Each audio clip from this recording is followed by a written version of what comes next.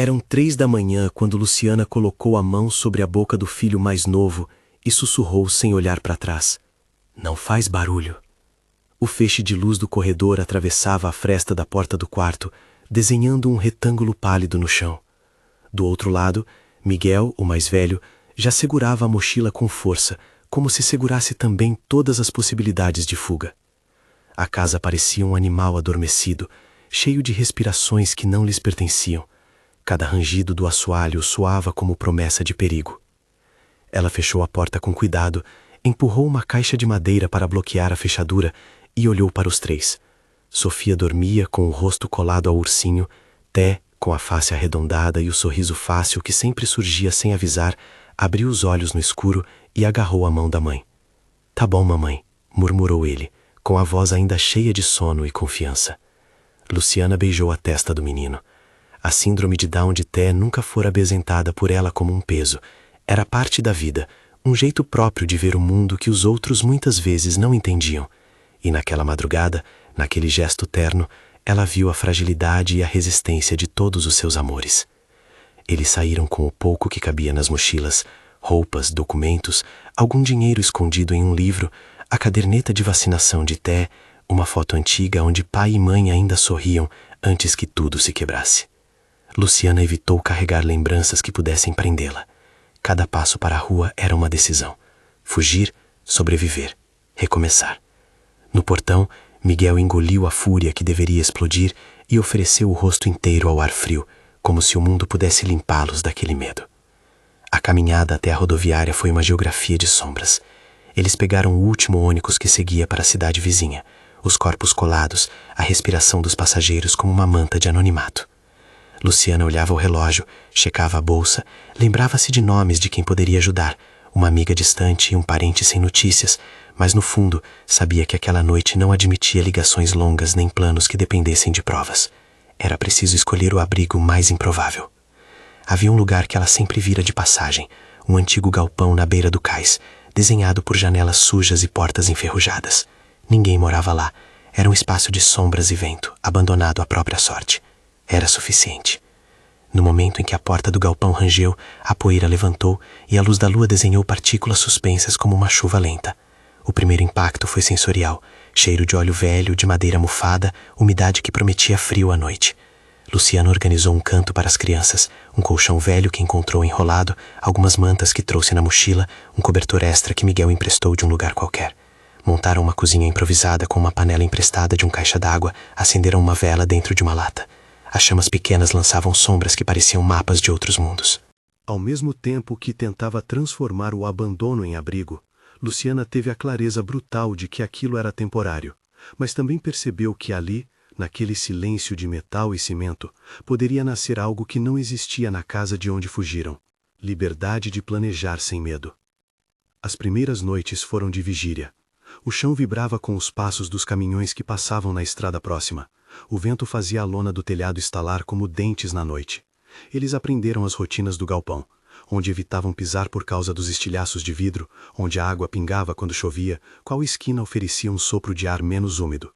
Té tinha medo do eco que as vozes faziam dentro daquele espaço, mas sorria diante da primeira liberdade. Um corredor vazio era uma avenida de exploração. Ele catava pregos com cuidado e os enfileirava como se fossem brinquedos valiosos. Sofia descobriu uma caixa de madeira cheia de pregos maiores e, com a imaginação de quem ainda acredita que cada objeto tem um destino, fez colares de pregos para as bonecas de pano que ainda carregavam. Miguel assumiu a vigilância noturna sem alarde. Às vezes parecia mais velho que os seus 17 anos. Havia um peso nas suas mãos que vinha de interferir em coisas que lhe diziam respeito, e também às crianças. Ele sabia costurar, consertar rachaduras. Aprendeu com o pai no início, antes de tudo se romper. Agora usava essa habilidade para furar tecidos e costurar lonas, para reforçar as portas com pedaços de madeira que ele mesmo preparava. A coragem dele era prática: martelo, pregos, corda. Menos poesia, mais alicerça. No dia seguinte, ao saírem à procura de água e algo para comer, foram notados. A cidadezinha à beira-mar chamava-se Vila do Mar, um lugar de casas coloridas, pescadores de rosto queimarento e um mercado pequeno onde as pessoas se conheciam pelo nome. Dona Neuza viu as crianças ao longe e, sem perguntar muito, deixou um saco com pães na porta do galpão. "Levem com calma", disse ela, com os dedos manchados de farinha. Não era de prontidão que a comunidade se protegia, era de cautela. Bruno, que trabalhava consertando redes, ofereceu uma corda nova e algumas ferramentas. O padre Augusto apareceu com um saco de roupas limpas e falou com Luciana demoradamente, não com julgamentos, mas com perguntas que pareciam admitir que a ajuda podia ter limites e que o limite estava em quem a recebia. A presença dos vizinhos trouxe uma mistura de esperança e vergonha inexplicável. Luciana, que até então se orgulhara de poder manter tudo sob controle, descobriu que aceitar ajuda não diminuía seu valor. Ao contrário, abriu uma nova rede de suportes. Haviam olhares de compaixão, alguns de curiosidade e outros poucos de reprovação. Mas, sobretudo, havia mãos. E mãos significavam trabalho. Significava que o galpão poderia ser varrido, o chão nivelado, as emendas no telhado consertadas para que a água não transformasse rapidamente o abrigo em pântano. Em uma manhã de vento morno, enquanto retrabalhavam uma janela com auxílio de Bruno, Té caminhou entre as pilhas de entulho e encontrou, num canto recuado e quase sem luz, uma caixa metálica coberta por lona. Era velha, com a tinta descascada, e quando a abriu, um cheiro antigo subiu como se as folhas tivessem travado o tempo dentro delas.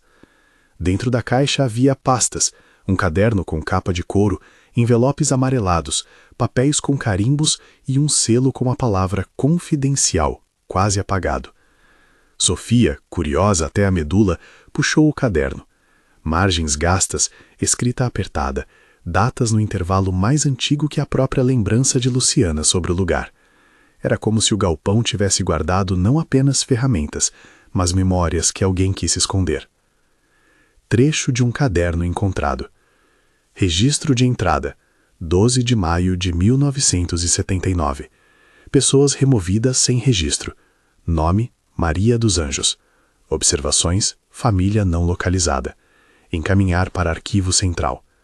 A letra era firme, mas tremia em certas quedas. Havia também mapas rabiscados com rotas que não pareciam apenas de cargas. Alguns papéis traziam listas de famílias, endereços e referências vagas que, juntas, formavam um padrão inquietante. A descoberta abriu uma fresta de curiosidade e medo. Luciana leu o primeiro trecho em voz alta, com a respiração aprisionada. Registro de entrada. Pessoas removidas. A expressão dela era de alguém que encontrara uma janela para um passado que não lhe pertencia, mas que era impossível ignorar. Migrâncias de sangue passaram pelo seu corpo. A verdade de que havia algo maior naquela caixa do que o simples destino de um galpão abandonado. Não era só papel, eram rastros de vidas cujo fim estava em suspensão. Miguel colocou as mãos sobre os papéis com reverência. A gente não pode ficar com isso escondido, disse ele. Havia firmeza na fala e um medo subjacente que se transformava em responsabilidade. Para Luciana, a decisão era dupla: proteger a família, manter o lugar seguro, evitar chamar atenção indesejada, ou buscar ajuda e arriscar que o abrigo se tornasse alvo. Ela sabia que informações podem proteger, mas também podem ferir. Vamos guardar por enquanto, ela sugeriu, competindo com o desejo de saber mais. Amanhã eu vou falar com alguém. Não vamos expor as crianças. A rotina do galpão, entretanto, começou a se ajustar ao novo ingrediente, a caixa de papéis. Luciana passava as noites relendo trechos, tentando entender o padrão, registrando nomes e datas em seu próprio caderno. Além do frio e da fome, tinha agora a voracidade por respostas. A cada nome que lia, sentia uma responsabilidade crescente. Se aquelas páginas eram sinais de injustiça, talvez ali houvesse famílias aguardando por respostas. Talvez fosse impossível calar o que foi escrito com tanta persistência. Neste fluxo de dias, cenas pequenas tornaram-se a matéria do recomeço. Té ajudando a separar roupas por cor, rindo quando uma onda de vento derrubava os panos estendidos. Sofia inventando um jogo com tampinhas de garrafa que entretinha as 2 horas em que Luciana conciliava bicos para arrumar dinheiro. Miguel aceitando trabalhos de madrugada, recolhendo sobras de madeira para aquecer e vendendo quando possível. A presença do menino com síndrome de Down era tratada com naturalidade cotidiana. Ele tinha horários, gostava de desenhar barcos com giz no chão, repetia canções que lembravam coisas que só faziam sentido para ele. Em uma tarde, enquanto Luciana consertava uma porta, Té apareceu com um pedaço de fita colorida que havia encontrado no mercado e, com toda a calma do mundo, enrolou-a no cabo do martelo de Miguel. Para não doer a mão, disse, como se presenteasse o irmão com um encanto mágico. Houve situações em que a cidade fez mais do que deixar um saco de pão.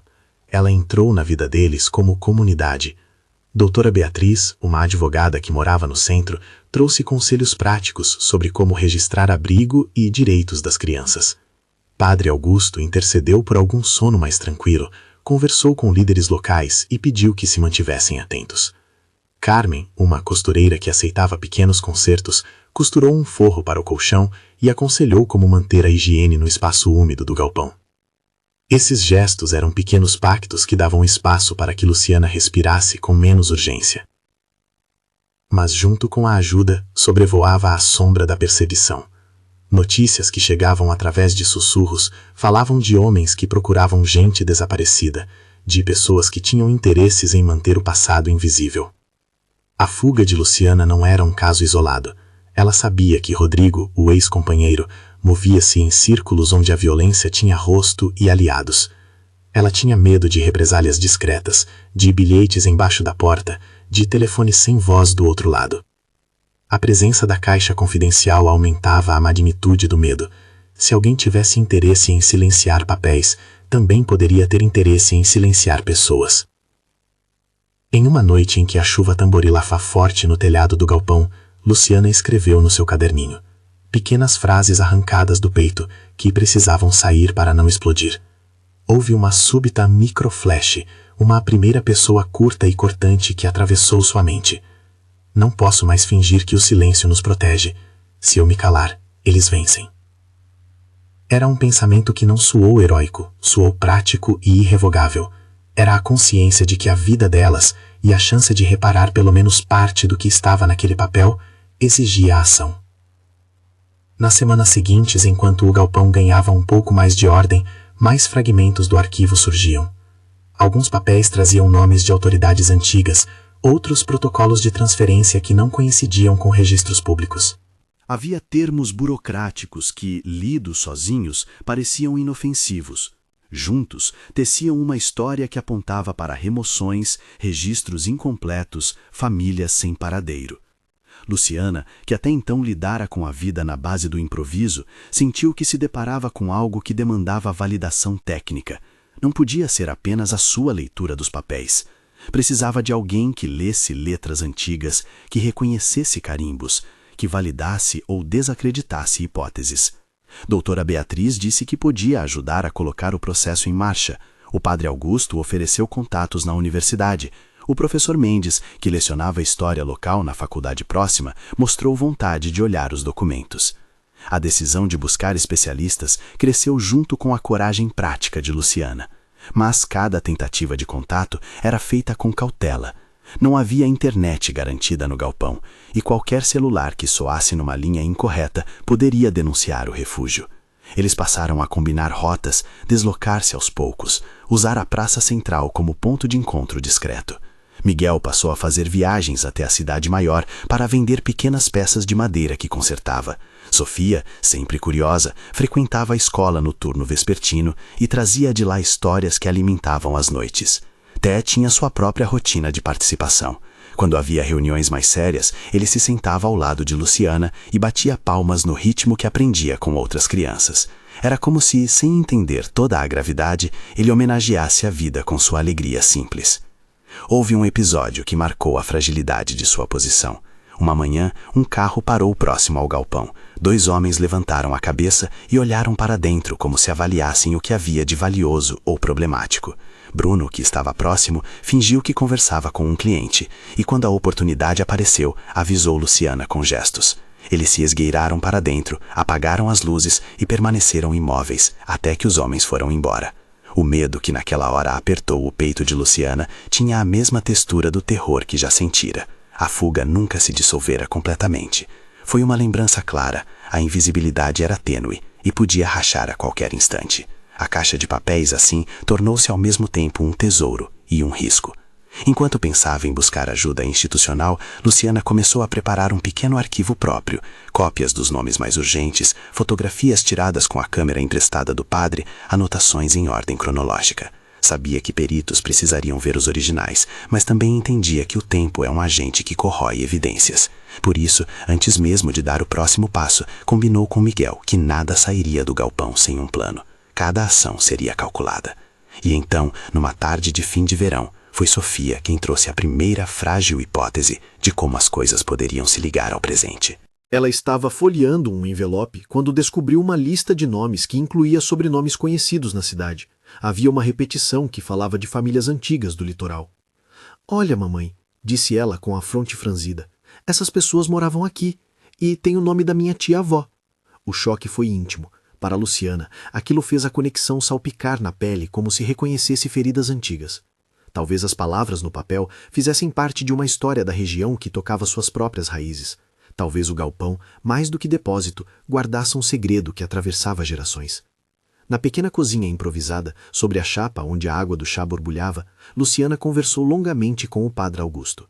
"Se essas informações forem o que parecem", disse o padre, "pode haver mais vítimas do que imaginamos, mas precisamos de cautela. Não se trata só de justiça, é também de proteger quem está aqui."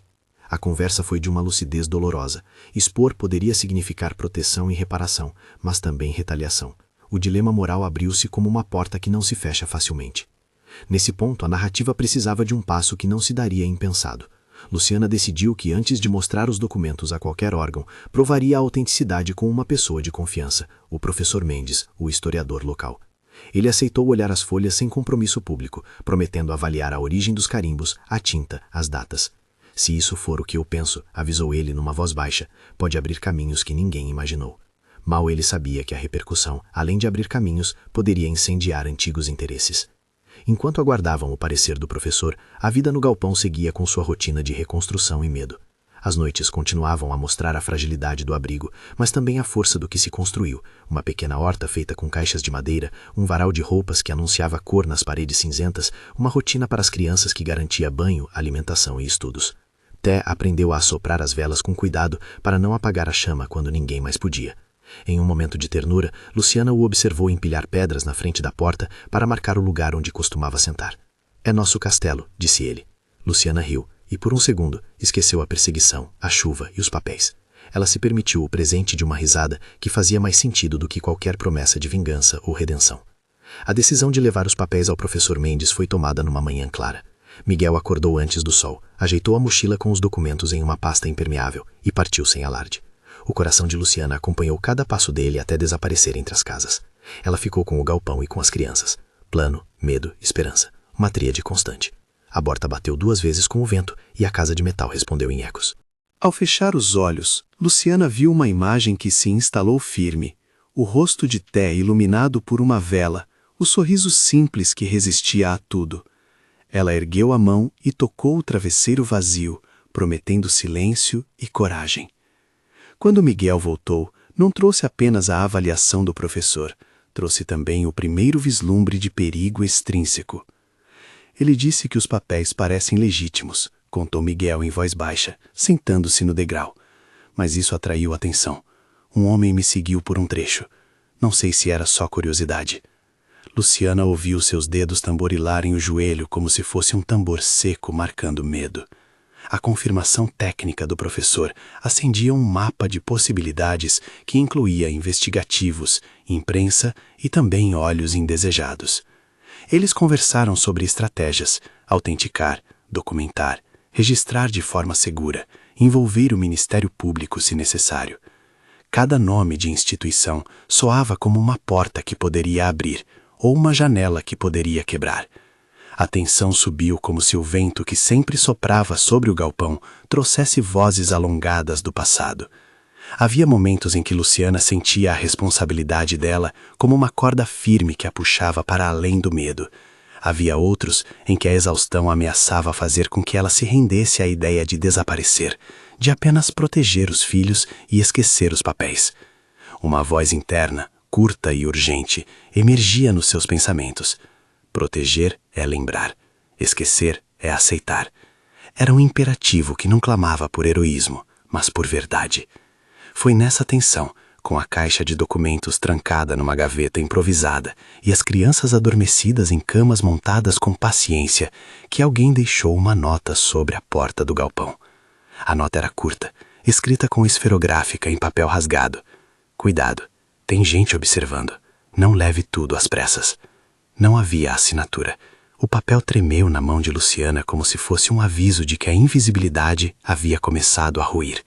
ela apagou todas as luzes, sentou ao lado de Té e abraçou o filho como se pudesse transferir para ele, por um instante, toda a paz que ainda não possuía.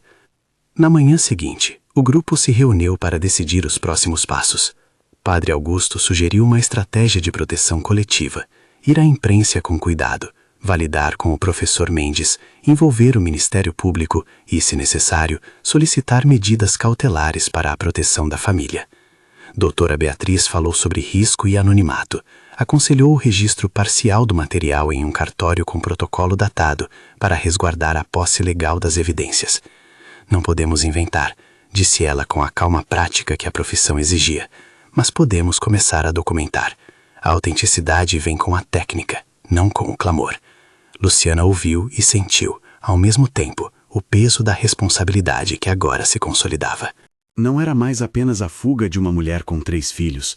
Era a possibilidade de que o galpão guardasse histórias que afetavam outras famílias, outras vidas, outras dores. Ao olhar para Té, ela pensou na forma com que a criança sorria para a vida, como se fosse possível buscar um mundo com mãos limpas. Decidiu que, mesmo com medo, faria o que fosse preciso para transformar o medo em medida de reparação. Naquela tarde, antes de Miguel e do professor Mendes partirem para entregar algumas páginas para análise laboratorial, Luciana ficou sozinha por um momento no centro do galpão. Um feixe de sol encontrou uma parte do chão onde a tinta descascada formava padrões que mais pareciam mapas. Ela deixou que o pensamento viajasse. Fugira, achara um lar, e agora carregava, talvez, a chave para abrir várias prisões. O silêncio que a cercava era ao mesmo tempo opressor e consolador. Ela assentiu para si, como se fizesse um pacto com a própria coragem. Quando Miguel saiu com a pasta trancada, com a mochila nas costas, Luciana acompanhou de longe, até vê-lo virar a esquina. Logo depois bateu uma inquietude longa, porque no interior sabia que mover um papel podia ser perigoso, e que dali por diante poucos passos seriam só dela.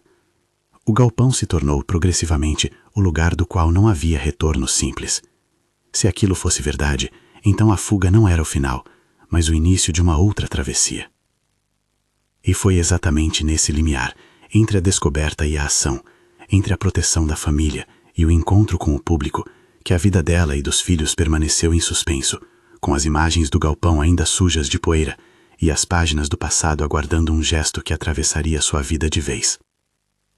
A coragem, pensou Luciana, era também uma forma de educação, ensinar aos filhos que a dignidade não se perde por exigir justiça. Ela se deitou naquela noite com a sensação de que algo maior estava por vir, e no peito uma certeza singela. Fugiram para viver, e viver implicaria enfrentar o que estivesse escondido, mesmo que isso significasse coragem em dobro. Quando Miguel sumiu na curva da rua, Luciana ficou um tempo imóvel, sentindo o galpão ao redor como uma concha de metal que a protegia, e ao mesmo tempo cerceava seus mundos.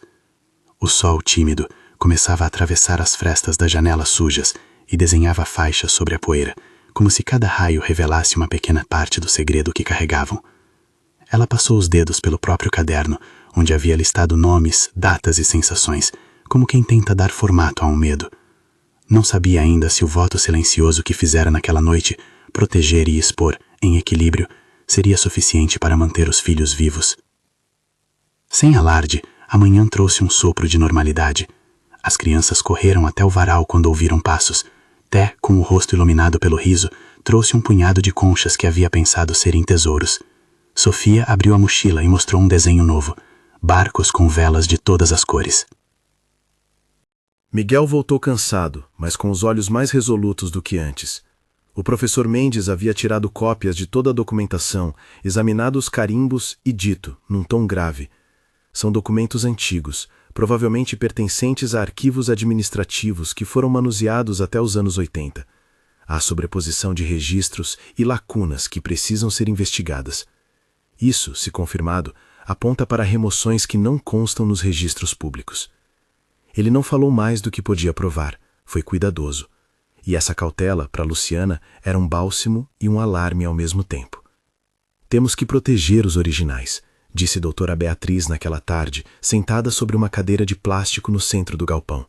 O vento fazia a lona do telhado cantarolar. Fotografem tudo, Façam cópias autenticadas, registrem o material em cartório com protocolo.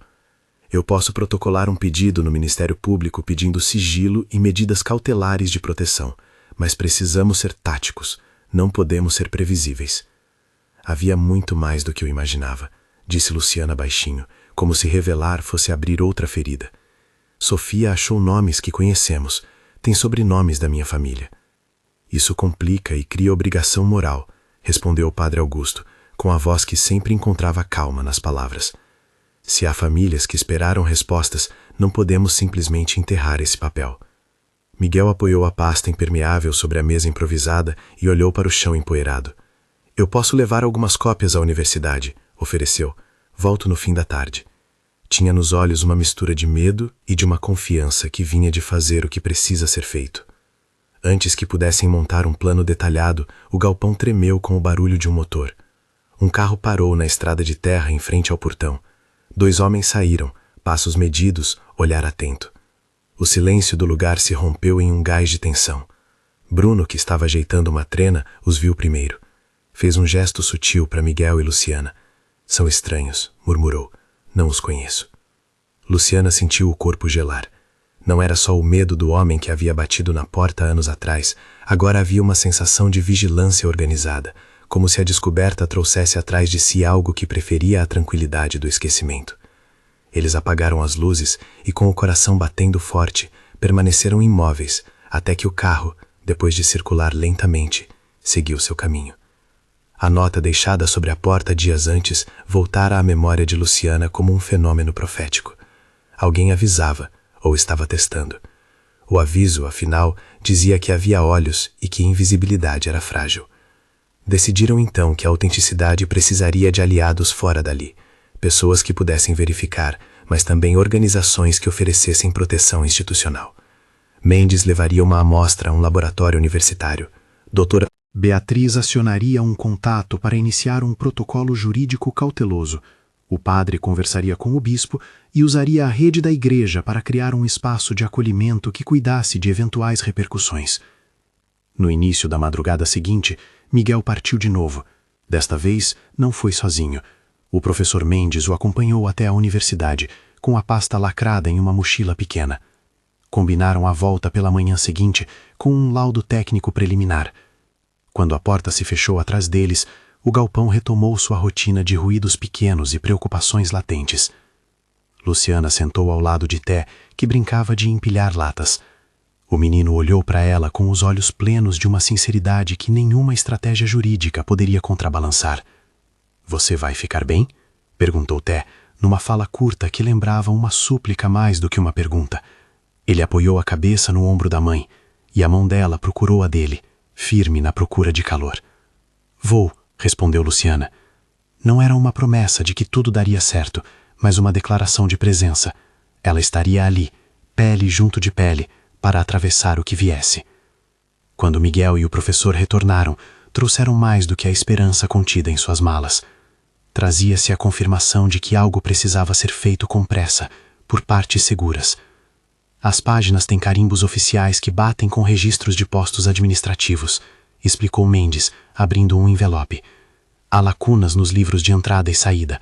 A tinta tem características que condizem com a época, mas precisamos de perícia grafológica e de consulta aos arquivos do Estado para criar uma cadeia de custódia documental. Ele fez uma pausa. E Miguel disse que foi seguido em parte do trajeto.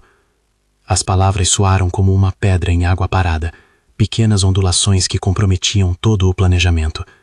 "Precisamos de segurança para vocês", disse doutora Beatriz com firmeza. "Solicitarei medidas ao Ministério Público e procurarei um promotor interessado em atuar com cautela. Vamos pedir sigilo sobre a localização das evidências e proteção para a família, pelo menos até que exista um mecanismo oficial que permita a divulgação com segurança."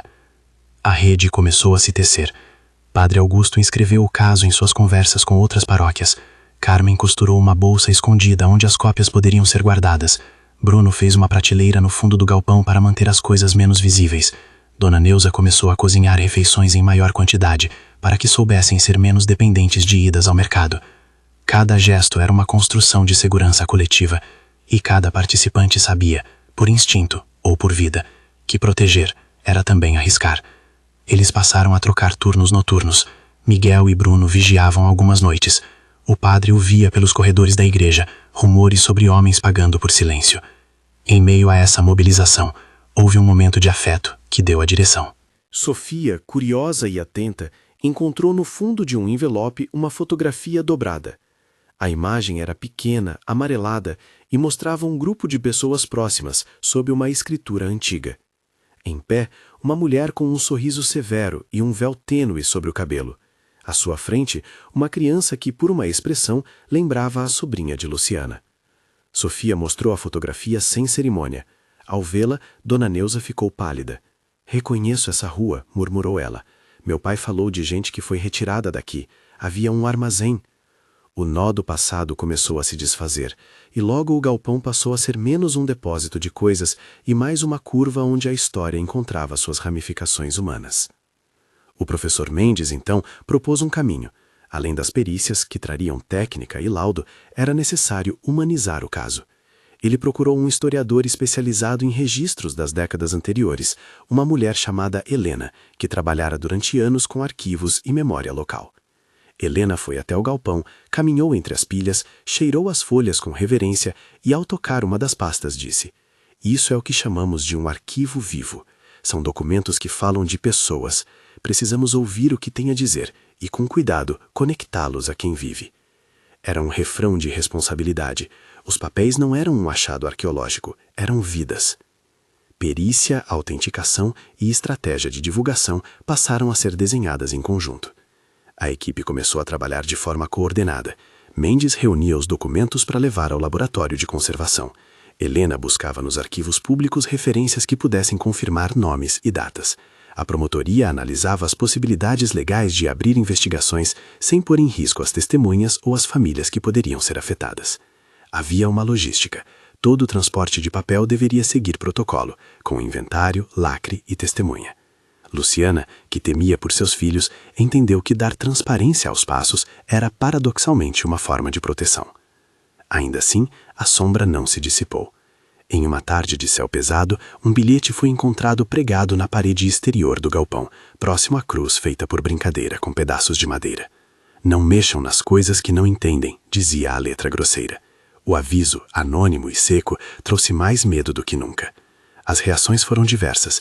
Uns queriam partir, desaparecer. Outros, como o Bruno, queriam enfrentar. Luciana, no meio, sentiu que a escolha já estava feita. A história contida na caixa valia mais do que o medo. Não por heroísmo, mas por responsabilidade. Se a verdade for um risco, pensou, que seja um risco assumido por quem já vive em risco. O trabalho técnico continuou. Helena identificou nomes que batiam com listas de famílias que haviam sido notificadas por remoção administrativa sem assinatura de recebedor. A perita grafotécnica apontou padrão de assinatura que não coincidiam com outras fontes oficiais. A promotoria abriu um procedimento preliminar, sem dar publicidade imediata. Era inicial, mas era um começo que forçava o tema para fora do silêncio. Enquanto a investigação tímida ganhava forma nos corredores institucionais, as pressões se transformaram em ações mais diretas. Um dia, Miguel não voltou no horário combinado. Luciana viu o sol cair e não o viu voltar. A espera naquela noite foi uma prova daquilo que uma mãe carrega, a sensação de que qualquer minuto extra pode ser o dobrar do perigo. Quando finalmente Miguel entrou pela porta, tinha um corte na mão e uma história curta que o rosto traduzia. Foi seguido, abordado, e um homem tentou arrancar a mochila. Ele esquivara com habilidade e, num gesto de coragem um tanto imprudente, correra. Não foi ferido gravemente, mas o corte doeu mais do que admitiu.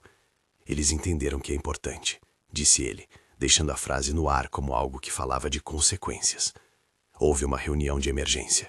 O padre sugeriu que, por segurança, as cópias fossem deixadas temporariamente com ele, em cofres que a igreja podia disponibilizar. Doutora Beatriz recomendou adicionalmente que algumas pessoas saíssem da cidade por uns dias para despistar.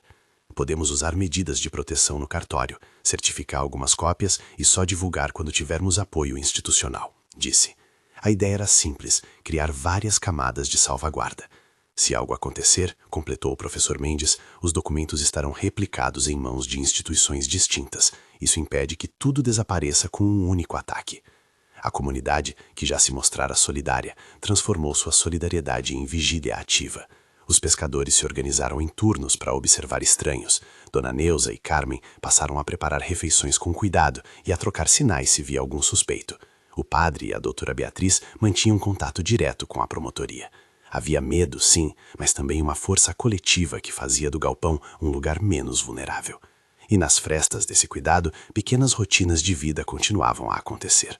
Sofia ajudando Té com desenhos, Miguel ensinando o menino a pregar uma tábua sem se machucar, Luciana lavando roupas e registrando cada nome lido no caderno como quem celebra que a memória não se perdeu. A estratégia completa envolveu uma ação simultânea. Em coordenação com o Ministério Público, a equipe planejou uma etapa de autenticação pública, perícias finalizadas, laudos técnicos em mãos e então uma coletiva de imprensa controlada em que a promotoria explicaria que havia indícios suficientes para iniciar investigação, sem, no entanto, expor testemunhas ou a localização do galpão. O objetivo era simples e ousado: mais luz, menos risco. Revelar que havia investigação oficial poderia proteger a família sobre o guarda-chuva institucional, mas também poderia inflamar a ira de quem preferia o silêncio. Era um jogo de equilíbrio. Na manhã marcada para a entrega dos laudos, todos estavam cientes de que havia risco. Miguel saiu antes do amanhecer para entregar as autenticações ao promotor designado. Luciana sentou com Té no colo, com Sofia ao lado, e observou o céu. A tensão fazia cada minuto parecer mais denso. Quando Miguel não voltou no prazo acordado, o medo veio com os passos do tempo. Às 6 horas, com o galpão ainda escuro, um carro parou em frente ao portão, e 2 figuras desceram. Foram homens à paisana, mas reconheceram fácil a direção do lugar. A comunidade, porém, não guardara silêncio. Bruno estava na beira do portão como se fosse um poste velho. Uma senhora idosa acendeu a luz da rua, e do outro lado, um grupo que não pensavam deixar entrar anunciou presença. Alguns rapazes da vila, pescadores e vizinhos que não aceitariam intimidação. A tensão cresceu.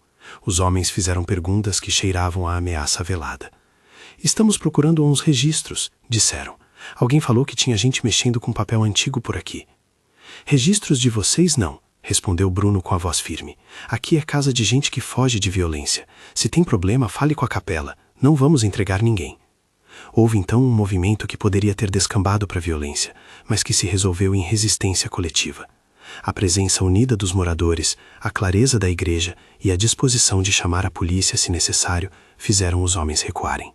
Um deles olhou para trás e murmurou algo para o parceiro. O carro saiu com o motor chiando. A cena deixou um ar de vitória precária. Não resolvera o problema estrutural, mas mostrara que o lugar não seria tomado sem luta.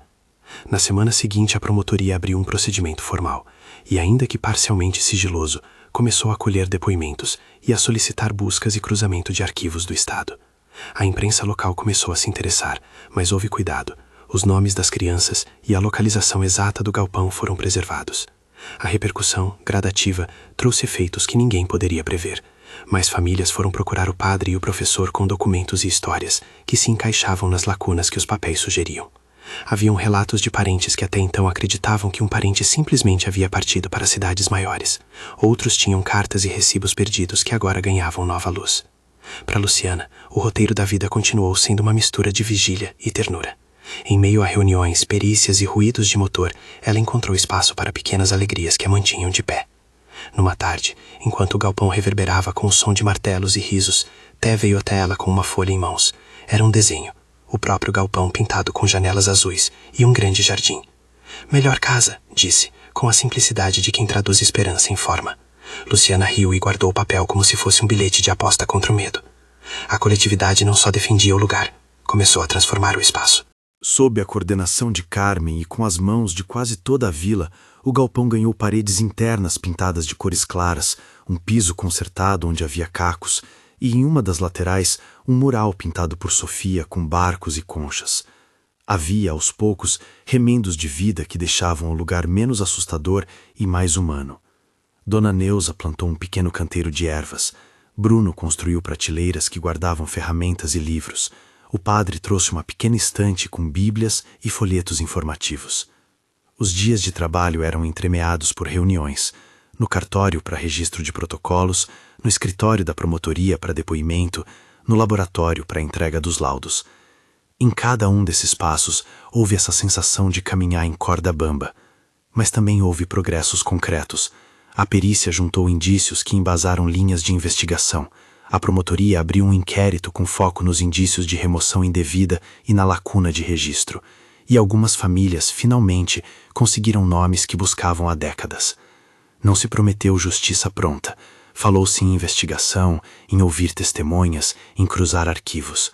O discurso técnico e cauteloso passou a dar sustentação a um processo que até então parecia só emoção.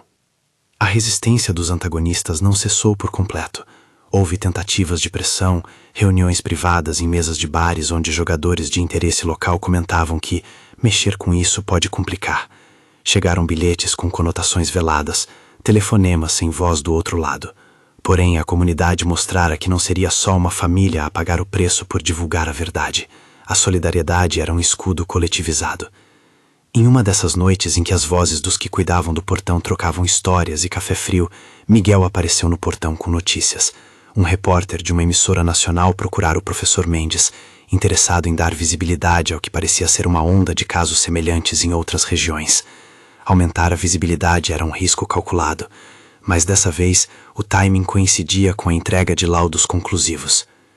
Quando a coletiva foi marcada, tudo já se movia como uma máquina de precisão.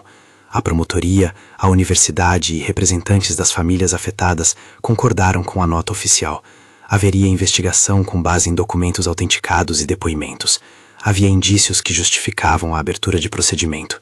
E, por cautela, não seriam divulgadas localizações ou nomes de crianças. O objetivo era claro: trazer o tema para a luz pública sem expor quem não pedia isso.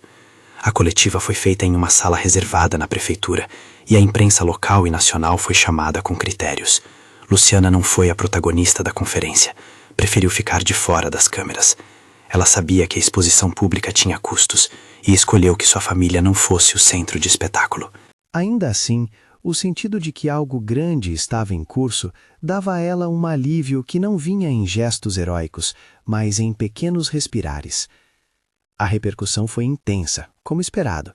Reportagens trouxeram depoimentos de historiadores que confirmavam práticas de registros falhos em décadas passadas. Organizações de direitos humanos procuraram a promotoria e se ofereceram para acompanhar o processo. Algumas famílias que há anos buscavam informações foram ouvidas e, em relatos emocionados, agradeceram ao anonimato do processo, que agora lhes devolvia pelo menos a oportunidade de buscar respostas. Não houve comemorações retumbantes, havia cansaço e cautela, mas houve um sentimento de reparação iniciada. Com a atenção pública vieram também os recursos. Uma ONG de memória histórica ofereceu apoio para catalogar o arquivo. Voluntários em preservação de documentos doaram materiais. A universidade disponibilizou espaço para estudos. E, mais importante para Luciana, surgiu a possibilidade de transformar o galpão em um espaço legalizado, capaz de abrigar não só sua família, mas projetos comunitários que poderiam dar sustentabilidade ao lugar. A construção do Lar dos Sonhos começou a ser pensada com menos urgência e mais projeto. Quartos com ventilação adequada para Té, uma cozinha que atendesse à rotina da família, um espaço de convivência para oficinas e encontros. As obras foram feitas a muitas mãos. Miguel, que aprendera a consertar desde menino, coordenava mutirões. Carmen e Dona Milza organizavam refeições para os que trabalhavam. Bruno e os pescadores trouxeram materiais a preços ajustados.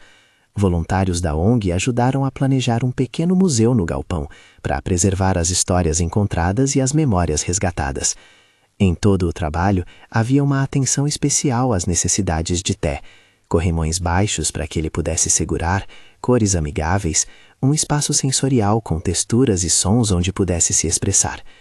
A presença dele no centro das decisões sobre o lar deu um caráter de inclusão real ao projeto. Não uma adaptação feita por fora, mas um cuidar que o colocava como parte ativa da mudança. Durante uma tarde de sol que aquecia as paredes recém-pintadas, Luciana observou os filhos brincando no quintal transformado. Té corria em volta de barris coloridos, gargalhando. Miguel conversava com um dos recém-chegados que traziam sacos de cimento.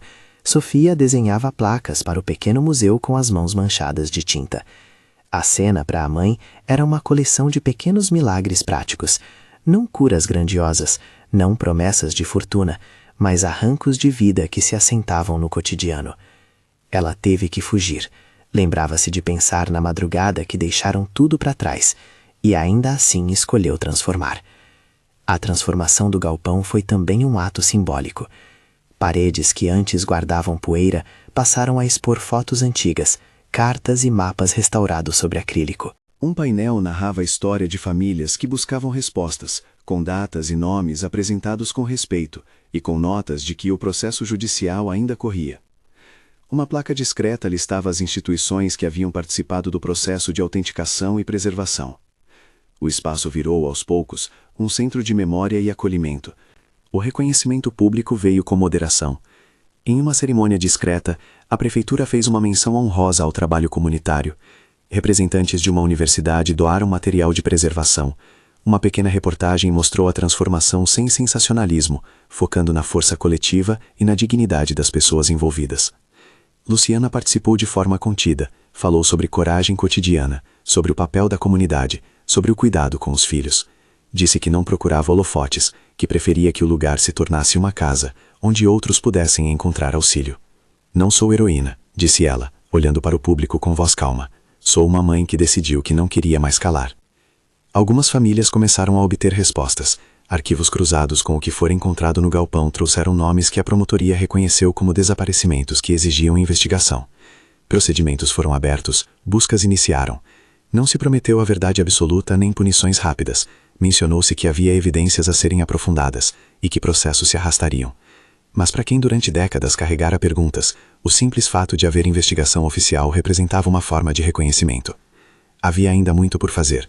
Ouvir depoimentos, localizar ossadas, conferir testemunhos. A estrada era longa. No entanto, o movimento que começara no galpão havia agregado várias vozes que não mais permitiam que as histórias ficassem soterradas. No cotidiano, o lar se organizou. A casa dentro do galpão ganhou quartos com nomes simples. O quarto das conchas, o quarto das janelas claras, o quarto do quintal. As rotinas tinham horários mais seguros. Houve matrículas feitas para Sofia em uma escola próxima e um acompanhamento pedagógico para Té, com pessoas voluntárias que buscavam criar um processo de inclusão sereno e respeitador. Miguel encontrou trabalho formal na carpintaria que havia se instalado perto do porto, pagava uma parte do aluguel simbólico e ajudava nas reformas. Luciana, com um pouco de apoio psicológico e com a rede de vizinhos, começou a sonhar com um futuro que envolvia trabalho em projetos sociais, em especial com a conservação de arquivos e memória. Em uma noite de confraternização com violão e potes de sopa compartilhados, o padre Augusto fez um brinde silencioso, ao que fomos obrigados a viver e ao que escolhemos construir. Ninguém levantou taças sofisticadas, mas muitos levantaram a colher e o sorriso. Té, no colo de Luciana, imitou um brinde com seu copo de plástico. A cena era humilde, mas duplamente rica. Havia festa e cautela, alegria e atenção. Os meses subsequentes trouxeram avanços e também frustrações. A investigação avançava, mas com a lentidão burocrática que angustia. Alguns indivíduos relacionados aos fatos ainda eram alvo de questionamentos e outros permaneciam na sombra. Em paralelo, o galpão consolidou seu papel como espaço de acolhimento. Estudantes de história vinham aprender com Helena sobre práticas de preservação. Assistentes sociais utilizavam o local para encontros de suporte a mães em situação de risco. Crianças frequentavam oficinas.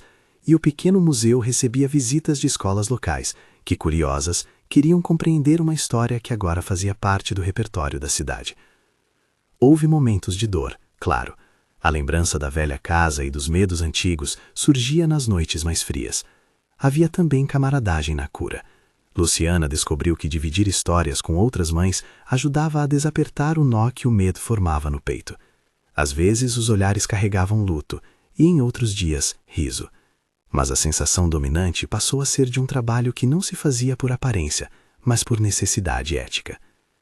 A participação de Té na vida cotidiana ganhou atenção especial. Não foi um gesto de propaganda, mas de cuidado real. Em uma manhã, ele levantou de sua cadeira, caminhou até a mesa onde um arquivo precisava ser fechado e, com sua calma simples, apertou um botão de fita adesiva. O gesto foi pequeno, mas para quem observava, continha uma metáfora clara. As coisas se fecham com cuidado, não por força. Em outra ocasião, durante uma oficina de leitura, Té apontou para uma fotografia e deu um passo que arrancou lágrimas de quem olhava. Ele reconheceu uma senhora das fotos como a sogra de Dona Neuza, e aquela conexão provocou uma busca que levou a mais respostas em registros públicos. Parecia uma intervenção casual, mas sua atenção tranquila ajudou a ligar pontos que olhos cansados poderiam perder. No plano coletivo, a história do galpão trouxe reflexões maiores sobre memória e responsabilidade. A cidade começou a discutir, em rodas e salas de aula, o que significava preservar arquivos e lembrar histórias dolorosas. A prefeitura destinou, aos poucos, recursos para a instalação de um pequeno núcleo de memória, e universidades locais propuseram pesquisas para entender as dinâmicas de remoções e registros falhos. A causa ampliou-se sem transformar Luciana em símbolo de um todo. Ela continuava sendo, para si e para os seus, alguém que fizera uma escolha e que recebia solidariedade. Com o passar do tempo, o galpão deixou de ser sinônimo de abandono e passou a ser conhecido como Casa do Porto, um lugar onde se preservava a memória e se oferecia abrigo. As crianças que ali brincavam aprenderam a cuidar das plantas e a respeitar o arquivo com a mesma naturalidade com que cuidavam das bicicletas. Para Luciana, ver a placa com o nome do local foi um momento de estranhamento doce. Pensou nas madrugadas frias e comparou com as tardes de pintura de mural. Havia na transição a sensação de que o mundo podia oferecer uma retribuição prática quando a comunidade se unia. Numa cerimônia pequena, alguns meses depois, a promotoria anunciou medidas iniciais e a continuidade das investigações. Havia etapas a cumprir, peritos a ouvir e testemunhas a proteger. Para muitas famílias, aquilo significava o recomeço de processos de busca. Para outras, ainda uma promessa distante. A comunidade, porém, celebrou o reconhecimento institucional como um passo que validava o trabalho coletivo. Luciana, naquela cerimônia, ficou atrás, observando os rostos que ela aprendera a reconhecer. Não buscou aplausos. Quando alguém então se aproximou para agradecer em nome de uma família que ganhara um nome, ela sorriu com a simplicidade de quem compreende que o que se ganha mais valioso é a chance de ouvir. Nos dias que se seguiram, o trabalho de reforma foi complementado por iniciativas educativas. Oficinas de conservação, rodas de memória e encontros sobre direitos foram organizados na Casa do Porto. As crianças aprenderam a manusear e respeitar documentos. Jovens voluntários ajudaram a catalogar. Docentes trouxeram alunos para entender como a história local dialoga com práticas administrativas do passado. Para Luciana, a satisfação maior vinha de ver os filhos participando. Miguel ministrando uma oficina de marcenaria para adolescentes. Sofia ensinando desenho. T rindo com as outras crianças e, de vez em quando, apontando para um canto onde gostava de ficar. O final, se é que se pode chamar assim, foi mais um abrir de janelas do que batida de porta. A investigação seguiu seu curso, com idas e vindas. Alguns processos foram instaurados, outros ainda aguardavam desdobramentos. A Casa do Porto consolidou-se como um espaço comunitário, memória viva e abrigo simbólico. Luciana e os filhos encontraram um lar que antes estava apenas nas margens de um galpão. A fuga tornara-se o primeiro passo de uma jornada que transformaria a dor em memória e memória em justiça possível. No fim de tarde em que tudo parecia mais calmo, Luciana entrou no salão principal onde as crianças brincavam. O sol tingia as paredes com um dourado morno. Ela sentou num banco e observou. Sofia corria entre mesas, pintando placas que contavam curiosidades do lugar. Miguel conversava com um grupo de jovens sobre como planejar móveis. T trouxe uma concha e, com um cuidado peculiar, depositou-a numa caixa de vidro que fazia parte do pequeno acervo. A cena era cotidiana e extraordinária ao mesmo tempo. A rotina que cria segurança, os risos que devolvem leveza, a responsabilidade que não desaparecera, apenas mudara de forma. Ela lembrou da madrugada em que saíram e do retângulo pálido do corredor. Lembrou do silêncio e do medo que antes era constante. Agora havia ruídos diferentes, martelo, conversa e o som distante de uma rádio que tocava canções que as crianças aprendiam. Luciana sorriu para si mesma. Fugir, pensou, fora ato de sobrevivência. Transformar era ato de amor. Era um trabalho cotidiano, sem grandeza teatral, mas com uma força imensa, a de quem constrói lares com mãos que um dia só sabiam empacotar o pouco que restava. Naquele instante, ela levantou-se, caminhou até a janela e, sem retórica, sussurrou uma frase curta que vinha de uma convicção que crescera com cada tijolo assentado. A coragem nos salvou, a comunidade nos deu futuro. Té, que a acompanhava como sombra, pegou sua mão e fez um gesto de abraço que dizia mais do que qualquer sentença. O galpão, agora lar, era a prova de que dignidade, quando buscada sem espetáculo, pode se transformar em legado. Se esta história encontrou você de alguma maneira, compartilhe com quem precisar acreditar que recomeços são possíveis.